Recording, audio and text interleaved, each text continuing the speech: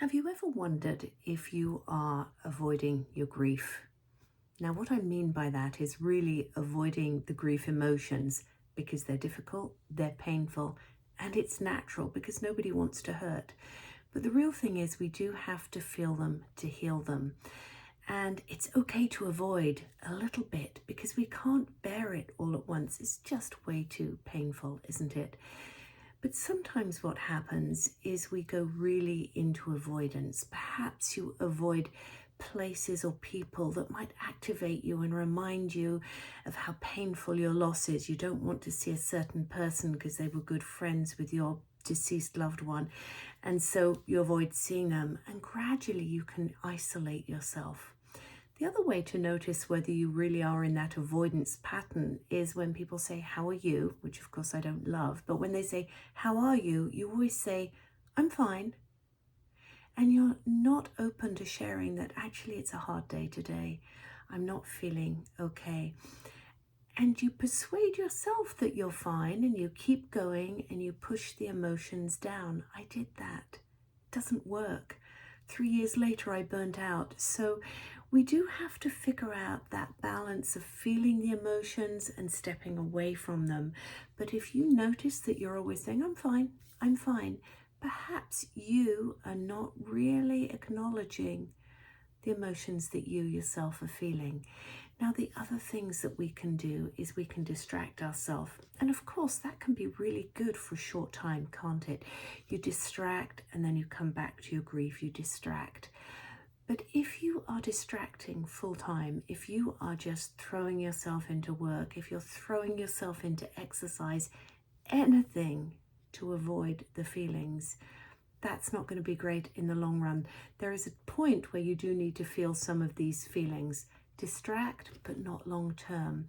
The other thing you might find that you're doing is putting off dealing with stuff, a bit like procrastinating, the decluttering of your loved one's things. Now that is a very challenging thing to do, isn't it? And I think we have to take time to do it. But if you're like 7 years out and you still have a wardrobe full of your loved one's stuff and all their things, is that perhaps because you're avoiding the real difficult emotions? Maybe. It is hard. You're not really getting rid of them, it's getting rid of the stuff. But it's such an emotional attachment, and I know it's difficult.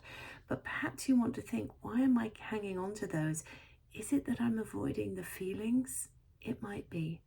And of course, the easiest one that we do, I think, is to use substances, whether that's alcohol or food or drugs, to try and numb the feelings.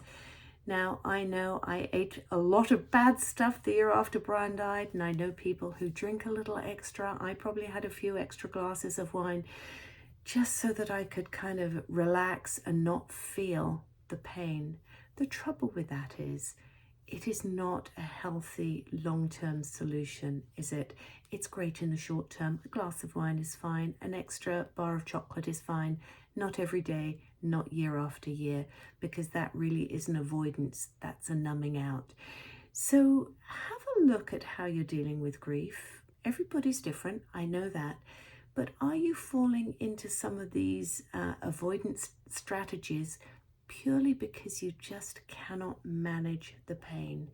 If that's the case, then speak to someone, whether that's a friend, a counselor, a coach like I am. Find someone that you can talk to, that you feel comfortable being vulnerable with and sharing how you're really feeling. Because once you do that, once you acknowledge it rather than avoid it, that's when you can start to move through it, because you don't want to stay stuck in it. And if you do avoid these feelings long term, they don't really go away, and they can start to give you body aches and pains, insomnia, headaches, different things like this. So if you notice that you are starting to make some avoidance strategies and it's going on a little longer than it should, speak to somebody, get support so that you can really start to deal with your grief.